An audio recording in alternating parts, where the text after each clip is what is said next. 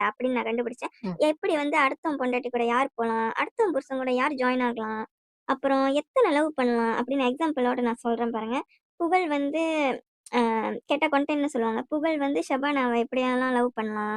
அப்புறம் ஷபானா வந்து புகழ் கூட எப்படியெல்லாம் வந்து நம்ம கன்டென்ட் பண்ணலாம்? என்ன பண்ணலாம் புகழ் கூட?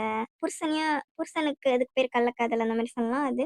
அப்புறம் உமேர் வந்து வயசு கணக்கு பார்க்காம எப்படியெல்லாம் நம்ம சொன்னோம்ல, ஜெமினாய்னா அப்படியே வழிஞ்சு கொட்டுவாங்கன்ட்டு, அந்த மாரி 2 ஜெமினாய் இருக்காங்க. ஒண்ணு வந்து அவர் பேர் என்ன? உமேர். உமேர். உமேர்.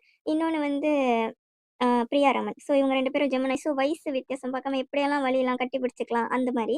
அப்புறம் வந்து இப்ப வந்து இந்த 2 பேருமே எனக்கு தான்னு சொல்ற உமேரும், இந்த 2 பேரும் எனக்கு தான்னு சொல்ற புகழும் இந்த சைட் அடிச்சுக்கிட்டாங்க. அதுக்கப்புறம் சுனிதா ஒவ்வொரு சீசன்லயும் யாராவது ஒருத்தர் புடிச்சு தொங்கிக்கிட்டே இருப்பாங்க.